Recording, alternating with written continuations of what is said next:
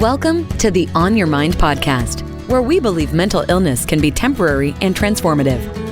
Stay tuned for innovative, effective tools from experts in the field of mental health. Hosted by Timothy J. Hayes, psychologist.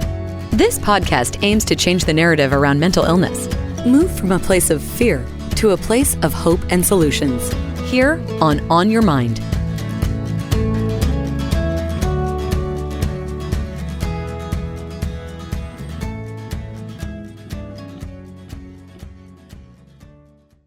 Micah Salaberrios is the author of the acclaimed book, The Art of Nonviolent Communication, and host of the popular Art of Nonviolent Communication podcast. With more than a decade of experience teaching nonviolent communication to people around the world, Micah is known for making deep, transformative principles practical and accessible.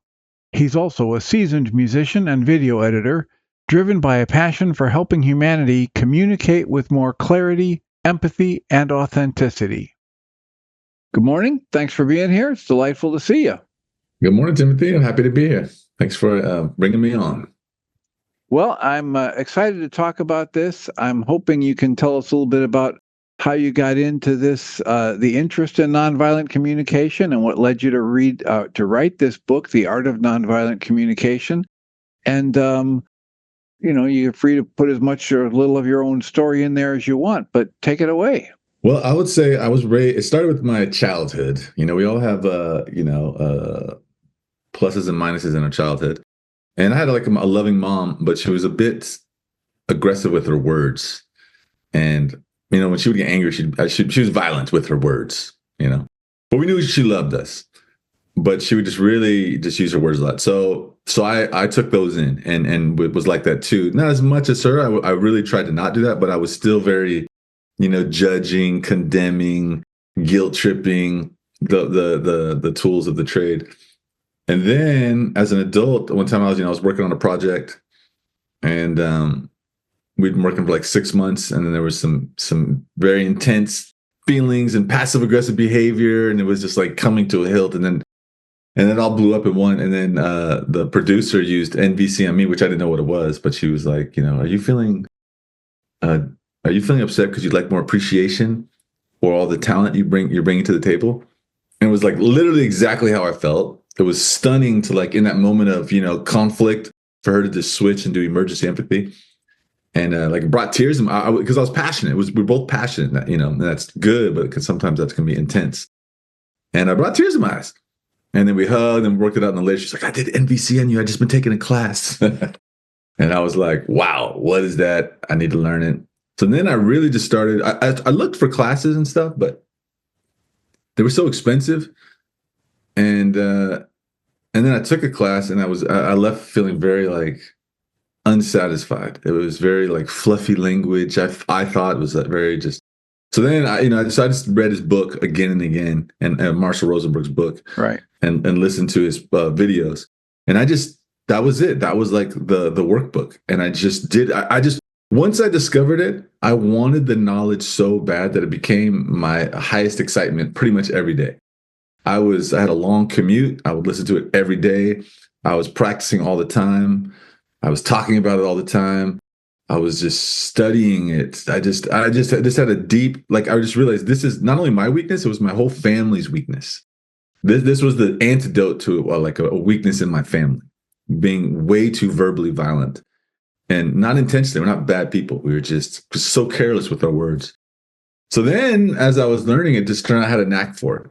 For whatever reason, I just kind of was able to understand it well, and the concepts. And I ended up teaching the producer who was already taking the class. I ended up coaching her in her relationships, which was funny. And then everywhere I went, I was just sharing it, and then it became clear to me that pretty much everybody can benefit from NVC. Almost everybody, even psychologists. Are you a psychologist or yes, a psychiatrist? Absolutely, yeah, psychologist. Was there a difference between the two? The psychologist has a PhD or a doctorate in clinical psychology, and the psychiatrist has an MD and then chooses to specialize in what they call diseases of the mind. So I do not have the medical degree. I've just been doing therapy with people for over 51 years. Okay.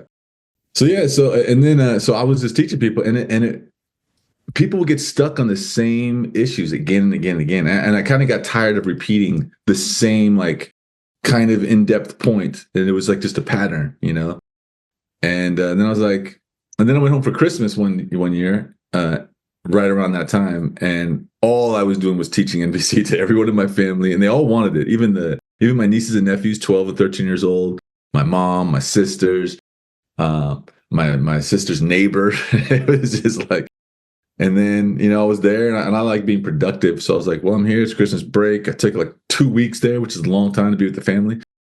And so I decided to, keep repeating myself. Let me just write. And I felt like I had something to contribute to NVC because I like being concise and just really no fluff, just straight, all the information. And so it was very fun. I just decided to write it. And then I basically wrote the outline there. And then when I went home and I just noted, and then I kind of was doing another experiment in my life where instead of, I was in California at the time, and I was smoking weed, and I just noticed that weed was just a pattern. It was just an avoidance pattern. I noticed that I would get, like, if I ever got bored, then I would smoke some weed, and then I would want to play music, and then I would have fun playing music for a couple hours, and then at the end it would be kind of this scattered mess.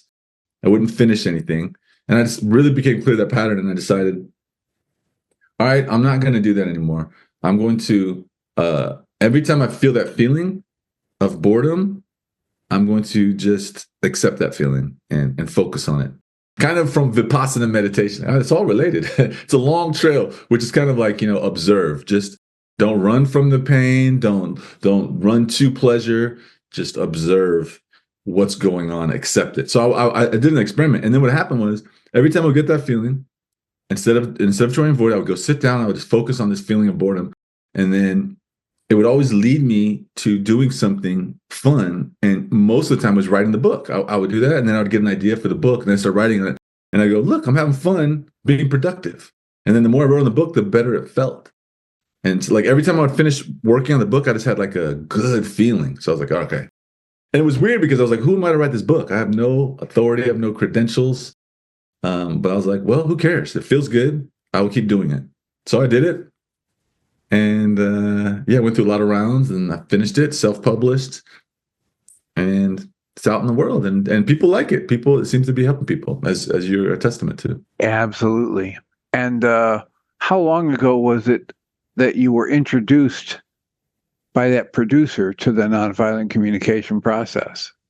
I guess it's about 10 years now. And how long ago did you finally put the book out? I guess that was about 2019, 2020. 2019, yeah, I think, around that time. And the podcast.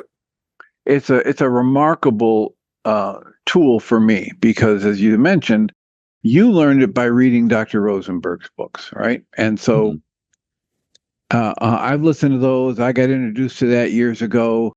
And these days, a lot of what I intake is through Audible. So it's a 6 or 7 hour investment to listen to a Dr. Rosenberg work. And most of the time, I refer people back to the original source, right? Because there's such depth and richness that comes, these little trails, the little flavor of the way the person's conceptualizing it and speaking about it. In your case, it's so concise and, in my opinion, so accurate that I refer people to your book rather than his these days. Because wow. That's like the greatest compliment. Well, it's why you're here. I mean, like this podcast is trying to help people have access to practical tools for dealing with mental health challenges, and this is one of the best.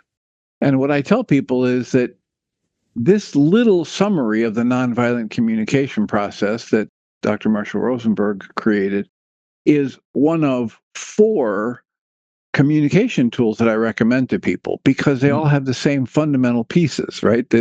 Except that yours is so beautifully laid out. You do have that gift for making things concise and clear, and it's clear that you have passion for this. What I'm aware of with my history and experience is you've put so much in this book that you don't even know. You've pulled in stuff that resonates, all kinds of different pieces of work that I work with people on a regular basis. Appreciation for what you already wove in there, right? Learning to sit with your emotions rather than blame them on somebody else or run away from them or think that something has to be done about them, etc. And Jill Bolte Taylor, who has the book My Stroke of Insight, after that she was writing other books and quoting research that says, you know what, if you have a strong emotion and you sit with it, breathe and soften, 90 seconds tops, it's going to move through you. There's solid research on this, right? Now, I can bang the gong on that emotion and keep feeling it, but you know a little bit about music. You know what happens if you bang a gong, you set up that resonance and it carries for a while. But if you don't keep banging the gong, it quiets down. And that's just like that with our emotions. If we can become aware of the thought pattern that we're using to generate the emotion, and decide to just sit with it and breathe rather than insist that that thought is true and keep pouring our mind energy into it, hammering the idea that I'm right here. There's so much good stuff that's kind of just on the fringes of this work that if people keep listening to it and you explicitly say, just, near the end of the second chapter, you're talking about the emotional process. And it is so full of really good stuff from a variety of other sources that I freely recommend it to people on the internet show I do and the support groups I run and my caseload on a regular basis. Wow, that's amazing. That's why I did it. I needed the knowledge so much, and it was so apparent that the world needed it, and my family needed it, and everyone I know not needed it. Some people need it, but everybody can benefit from it. And I just wanted to share it so that I stayed present with me, because you can learn something and then that was 10 years ago and you forget it. No, I wanted to keep it present. So I just had that was the urge. So hearing all this is really, heartwarming, because it means it works, the mission worked. And that's awesome. Well, people say, well, why this book? I say, well, the first thing is you can listen to the audio version in under an hour, right at an hour, if you're listening on regular speed. And after you've listened once or twice, you can put it up to 1.5 speed and still catch it all. And your mind is going to pull it in. It's that repetition. It's the learning that framework for thinking through things and experiencing what comes up in you. And there's so many good and concise clarifications about what's the difference between a request and a manipulation or a demand, or a manipulation or a demand disguised as a request. You do it beautifully, right? Yeah. And then a couple little, I tell people there's a couple examples and there's a template, and then, the story with your mom, which is critical, and the honesty about how, when I'm sitting here with somebody that I've got all of this emotional investment in and baggage from history, I don't want to use NVC. I don't want to use nonviolent communication. I want them to just quit barking at me, or I want them to see that I'm right.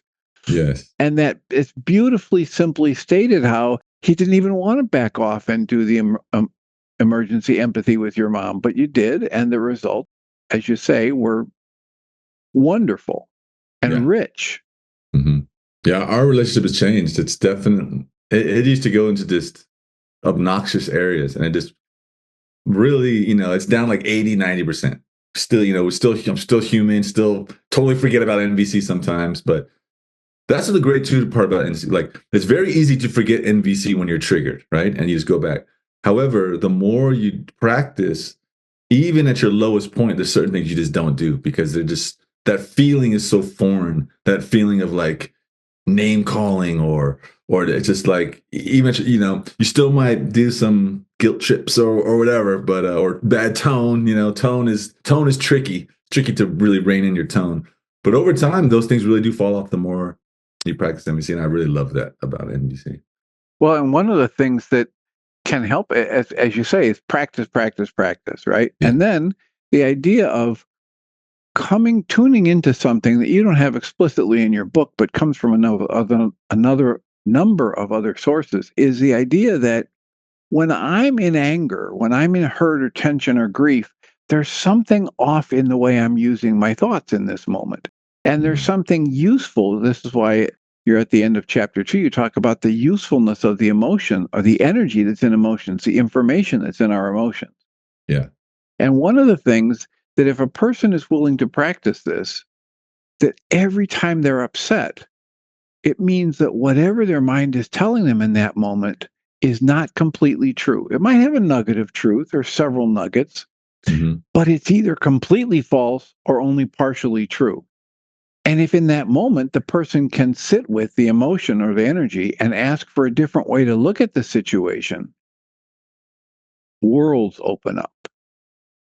It's amazing. Like you said, that 90-second thing. It's so true. It's like we run from these emotions so quickly, but if we would just sit with them for 90 seconds with no judgment, it's like, there's a reason for this emotion. Don't hate it, don't fight it. It's here. It's too late. Like it exists. Accept it. And then it guides us if we don't judge it and hate it, or judge ourselves for having it. Yeah. And it's wisdom that, it pops up in a lot of other places. There's a book about 15 commitments of conscious leadership. And one of those commitments is I commit to be aware of my emotions, to own them, to feel them fully, to speak and act and express them so they work themselves through. And the Jill Bolte Taylor books with her research about how quickly it'll move through if we use the breath and we stay present rather than trying to analyze it or blame it or run away from it as an energy that we're experiencing. It's just wonderful that so many different places are finding some of these nuggets of truth. And by truth, I mean just the observation of how things actually work. Yeah. Just the realistic, practical way life works, humans work. We could do a fairy tale, but that's not very helpful. And that's what I felt when I took that one class. It was too fairy tale-ish. Just like that's not going to work. I don't think, at least not my life. So that's what that was one of my goals with the book. I want it to be very practical, very realistic. You can read a little bit and then go try it in the real world, and it will get immediate results. Yeah, and you talk about how when you first start to use it, it's awkward. Yeah, it's difficult. It's like learning any new skill, right? The first time they handed me a ball and said, throw this, it didn't look like it does now. The first time I tried to drive a car, etc. Right? So we can practice. And some people think this is ridiculous because, of course, I know how to communicate. Of course, I know how to talk because we do it so automatically. We do it so often. And we think we're right in the way we're doing it. The ability to understand that if I'm upset, it means whatever my mind is telling me in that moment is not completely accurate. I can start to use any upset I have then as the wake-up call. Hey, Tim, something's not going right in here, right? And if people are willing to do it, getting the Art of Nonviolent Communication, if you like to read, it's in written form, right? Correct? Okay. And it's in Audible as a $4 or $5 download. And it only takes an hour to ingest it, which means I can do it once a week for a while, or I can sneak in an hour of effort that's designed to help improve every relationship I have, potentially every relationship I have. Yep. Business, friends, family, strangers, authority figures. It works everywhere. And so in this little talk we're doing, do you have them memorized, the summary steps you put at the end that you can rattle them off for us? Yeah. Go right ahead. Like the basic steps? The outline, right, the basic steps. Yeah. Well, the very first step is to there's like a pre-step. The pre-step is to observe that you're upset or there's an issue. Yep, exactly. Then so there's an issue that's going on and you want to bring attention to it. That's the whole point. This is why I love NVC2, just the fact that you can express uncomfortable things and in an authentic way. That's probably like my favorite thing. I love authenticity, and this allowed me to be authentic at all times without being aggressive or inflaming the issue. So first step is to bring up whatever the issue is using observable facts. And I call it the art because it is art. Every step is like very clear and basic. However, it's life and it's nuanced. So, if it's the trash that's overflowing, you say, "Oh, I see that the trash is full," instead of like the kitchen's a mess, which is a judgment and instantly triggers. But then sometimes, it's not so like clear. Like a lot of times, someone will come in the room, right, and they'll just say one word. They'll go, and you're just annoyed. You're like, "Oh, I'm annoyed." So then what's the observable fact there? That's where the art comes in. So you just got to remember like the bigger goal. The bigger goal is just to bring attention to why you're upset and address something. So you can go, "I'm not sure what that means." That could be the observable fact, right? Yeah, or I heard something. I didn't know if you said a word. So it's not labeling it as, when you smirk. Exactly. It's not when you taunt me or whatever. Yeah. So the art that you're talking about is becoming aware of how loaded emotionally so many of the words have become that we use. Yes. So you want to bring attention to whatever it is, and there is sometimes very clear and easy, sometimes it's not. When it's not so clear and easy how to bring it up, just bring it up as the most non-judgmental way you can. And then the next step is you're feeling how you feel in your body authentically. And every step has its tricks, right? The biggest thing is to never imply that anyone else is bad or wrong, right? That's just never going to get any good results. Like almost never will that get a good result in your whole life. Implying, and it's what we want to do. Isn't that crazy? It's like what we all want to do. And also that you understand you're the one that's creating whatever emotion you're experiencing. Yes. Right. That's in here, and it's the heart of the work I do with some of the other people is just over and over and over again repeating, listen, yes, didn't you see what that person did? Yes, they did that. And that's not what's causing your reaction. Yes. Yeah, that's a big point. And that was one of the key things that almost everybody struggled with. When it's like, no, you are 100% responsible for how you feel.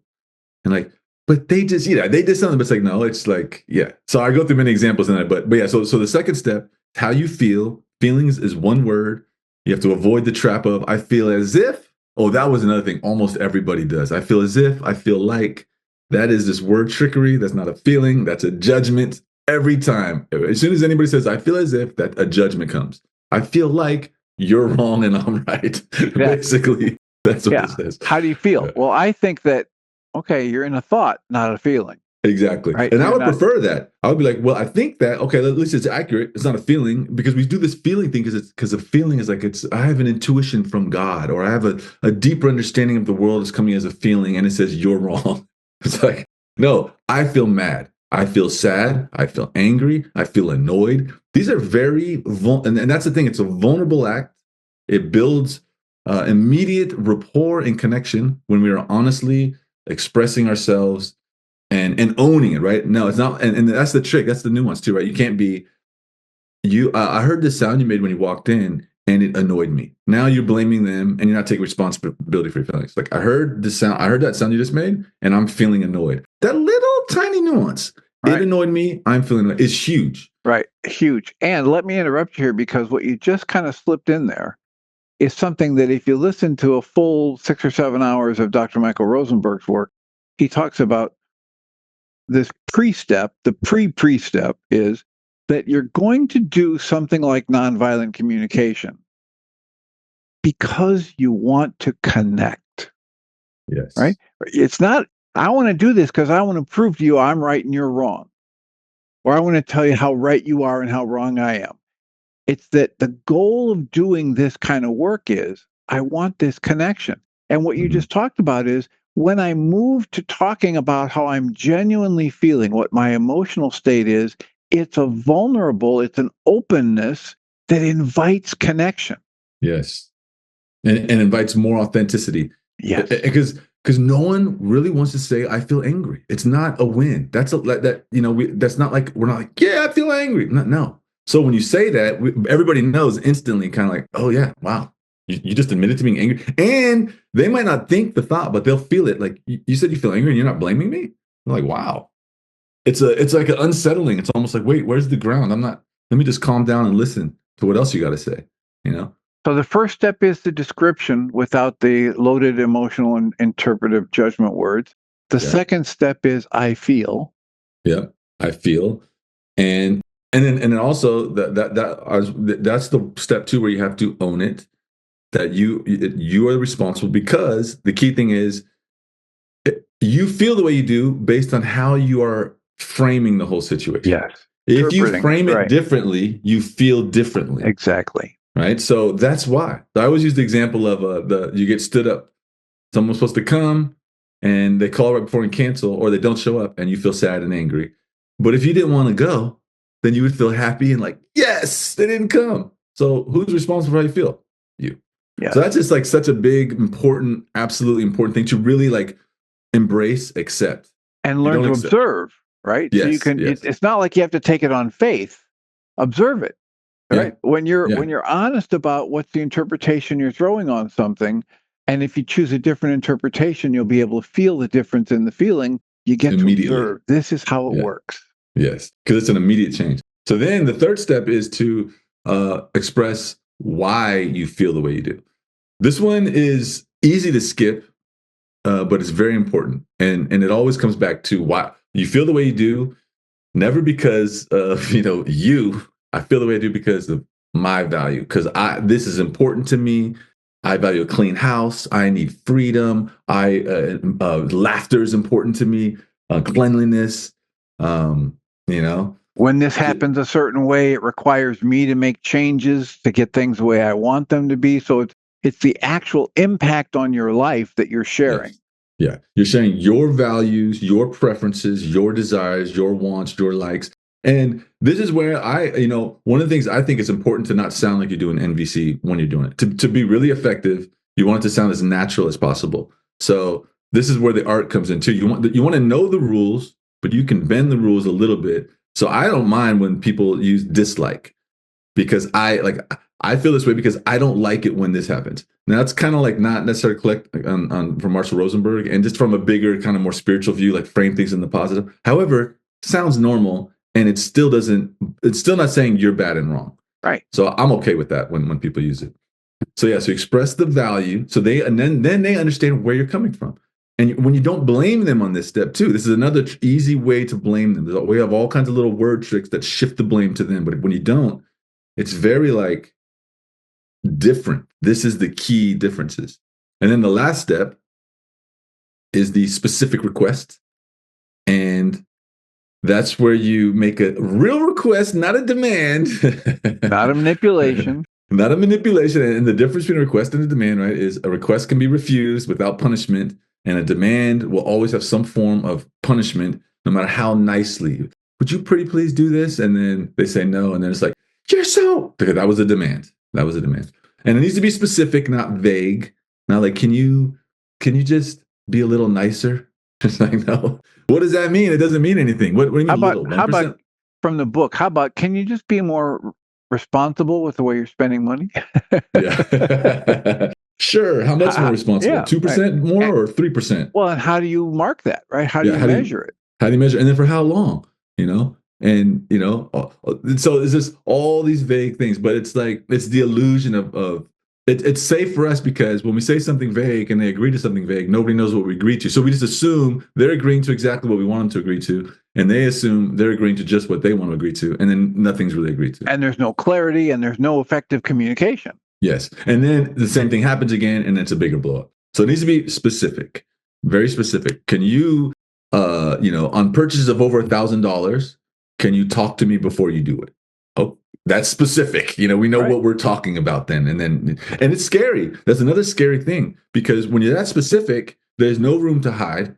There's no room to be vague and kind of like, because we have so many tricks. We're so nuanced in our trickery and words and negotiations and hiding. and half stepping. Like I kind of half step to solve this problem and then take the easy way out at the last second by like being vague. So specific request. And then there's 3 types of requests. There's the connection-based request. Well, there's the action-based request, which is easy to understand. Will you take the trash out in the next 10 minutes? That's an action. There's the clarity. Can you tell me why the trash is full still? Like, I don't understand. Can you help me understand why this is happening? And then the connection-based request, which is I always make sure people understand this because conversation is so nuanced. And a lot of times there's going to be layers of NVC going on. And especially when a bigger, deeper issue, like someone's drinking habit or someone's like big life habits that are not going to be solved in one conversation. A great way to enter into these conversations is you start off with the connection-based request, which really is just sharing with someone that's saying like, hey, this is happening. I feel bad about I feel, upset about it in some way because this is my value. And I just want you to know that. I don't know that's the connection-based request. I just want you to understand that. I don't know what the answer is. I'm not telling you to do something. I just want to make sure you're aware that when this happens, I often feel this way. And a lot of times that will solve things. That's the lightest touch. And because if that's appropriate, if you're like, hey, I'm feeling this way and I need you to do this thing, sometimes it's out of the blue. It's just way too much. However, if you start with a connection-based request, now they understand, oh, I didn't know you felt that way. Then you could do another round with a clarity-based request, and now you understand more, and now both people understand more, and then you can lead to an action-based request based on all this. So to clarify, what I'm hearing you say is that the connection-based request is, my request of you is just please hear me as I tell you that when this happens, I feel this, and I don't like how that feels. I just want you to be aware of that. Not that you have to change anything right now, and that you have to agree with me that this thing is bad or wrong. So I'm requesting the connection between you and me in the shared awareness that this is happening and I'm owning my feelings about it. Yes. It's very powerful. And it really does solve like that's the lightest touch, and it really sometimes solves issues. Not like I would say like half the time, that's probably all you really have to do. If you're dealing with someone in good faith, they realize that, all of a sudden they change the habit, it's effortless. Because some things are, we leave our shoes there and it's bothering somebody else.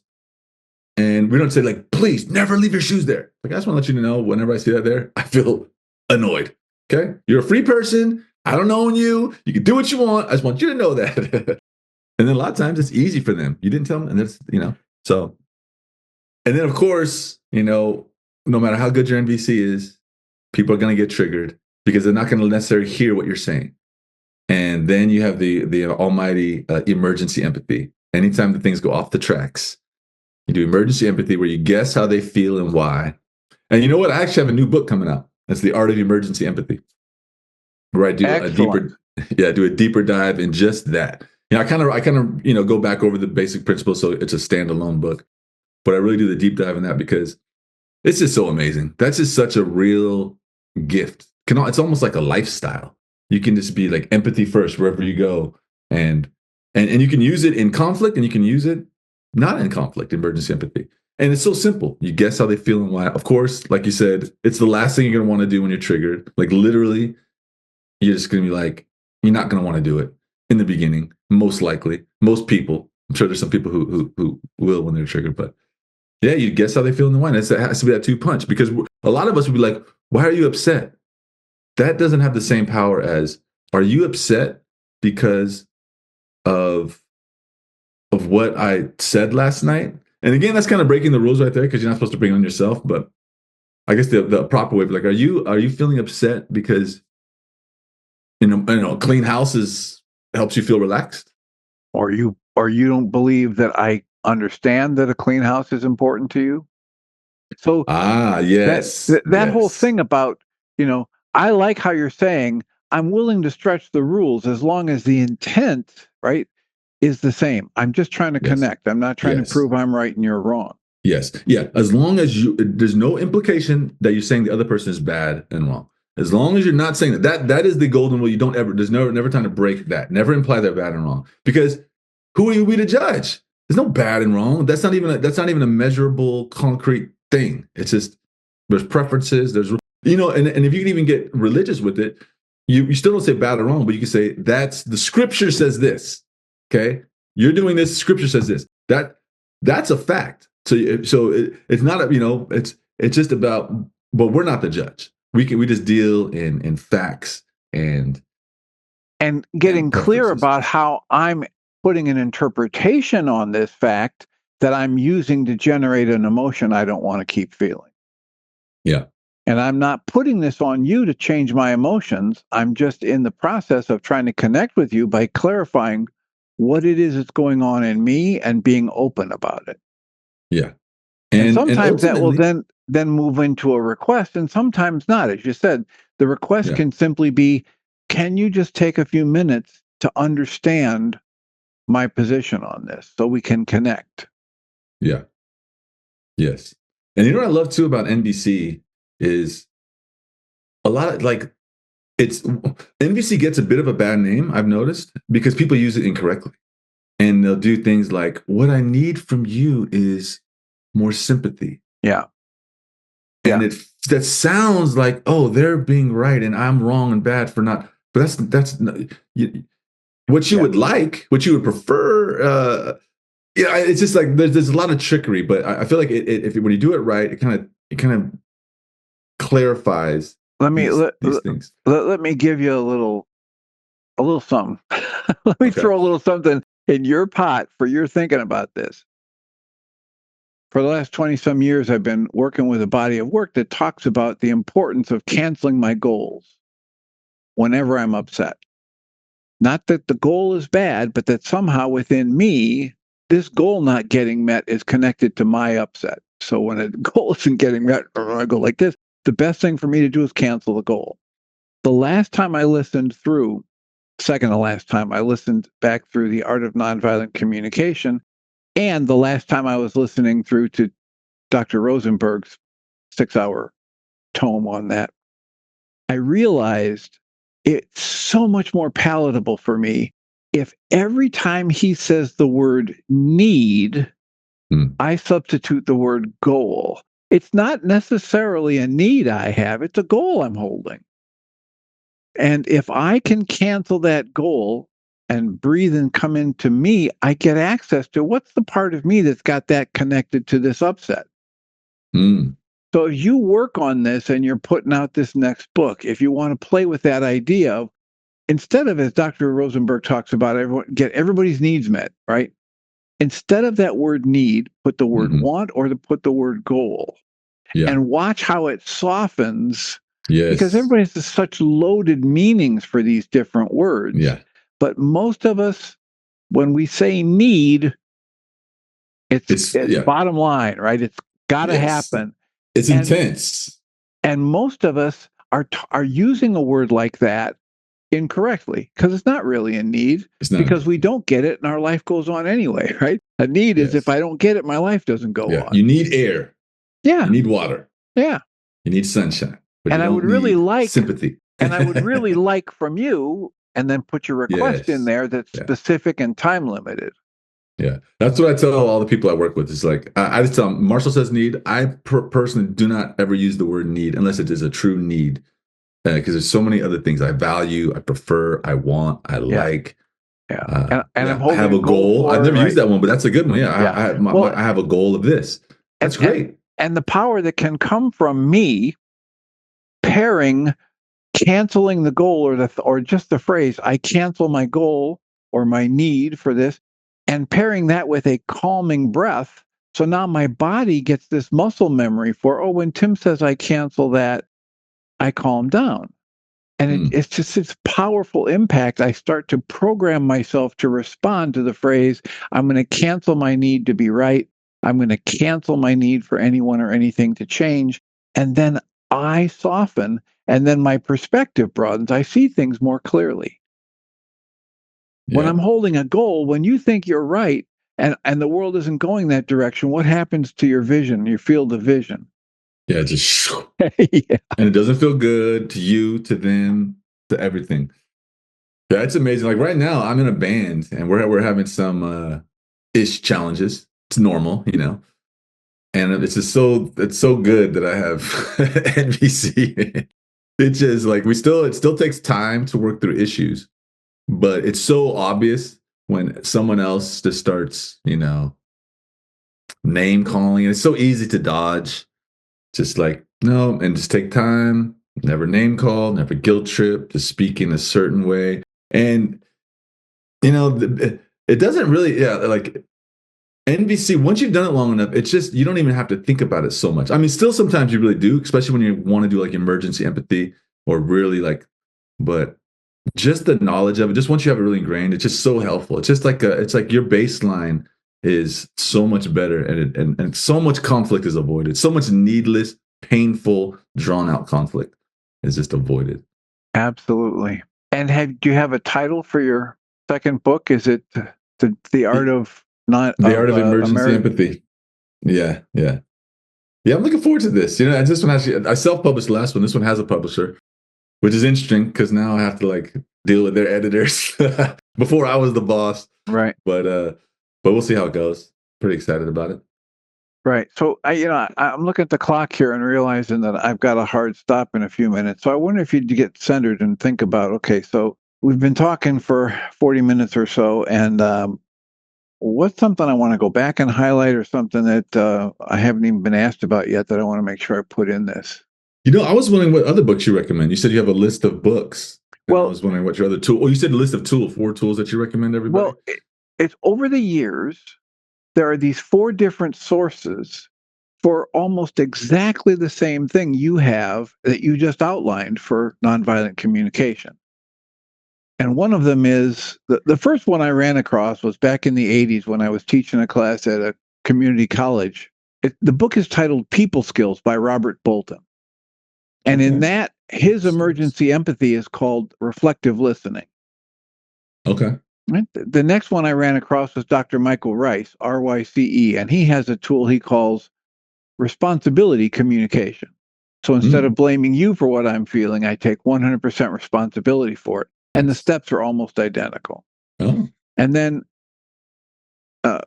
Harville Hendricks wrote a book, Getting the Love You Want.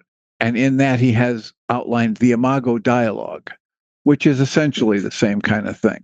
And the intent is simply for each of those other 3 sources, to make the connection, to make sure that whatever the intent, this is the way Bolton talks about it, the intention I have in here, how can I figure out if that matches the impact that lands on you? I have to do this reflective listening. I have to check it out with you, just like you do in the emergency empathy business. Yeah, when you pretend like you're them and put yourself in their shoes to imagine how they might feel, and then I can see how that. But then listen to the feedback, right? And Dr. Michael Rice has this. Yes. You ask a person, do you have any ideas how I might, fix what's going on in me or feel? And then listen as though you actually think they might have something useful to say, right? Yes. And when you ask realize them, they're not going to speak directly. Like listen so close and to the subtext, because no one speaks directly. No one's going to really tell you exactly what they feel.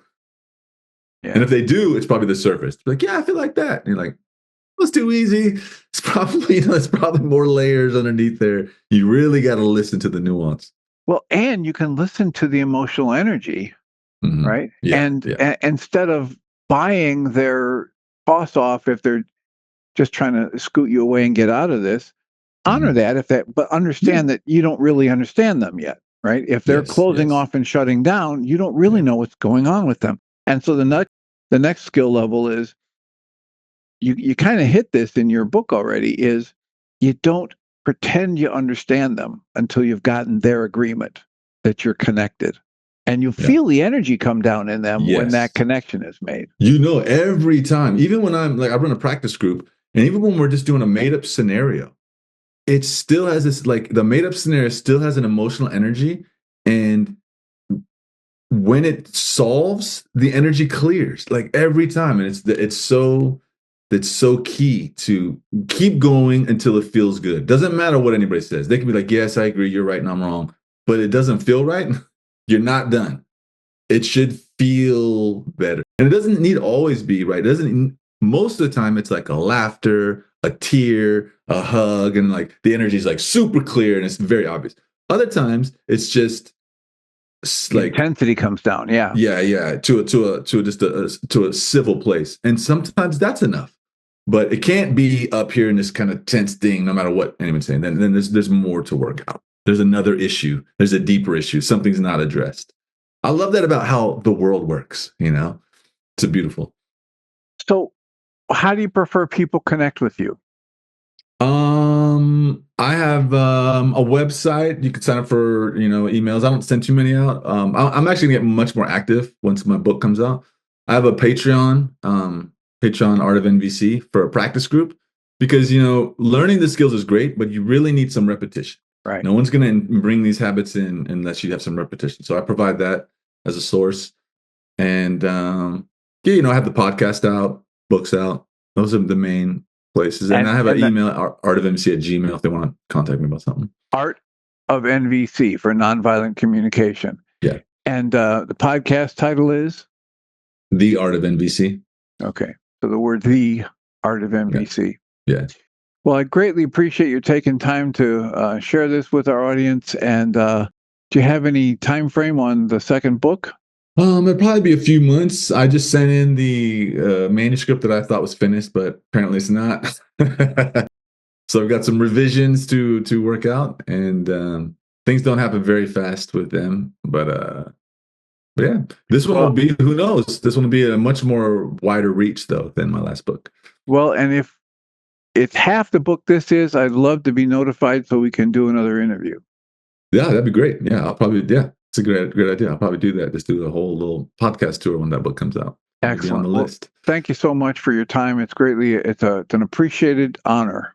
Thank you. And I really enjoyed it. It's really, it's amazing to hear that you're using this book like that. It's incredible. That's awesome. So thanks for having me on. Really appreciate it. Micah Salaberrios is the author of the acclaimed book, The Art of Nonviolent Communication, and host of the popular Art of Nonviolent Communication podcast. With more than a decade of experience teaching nonviolent communication to people around the world, Micah is known for making deep, transformative principles practical and accessible.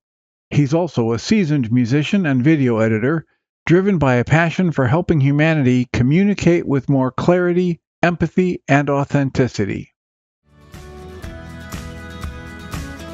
You've been listening to the On Your Mind podcast, offered by Journey's Dream, where we support people through mental health challenges to a place of true and lasting well-being. If you love our show, we invite you to visit onyourmindpodcast.org to join the conversation, access the show notes, and discover our helpful resources. Thank you for listening.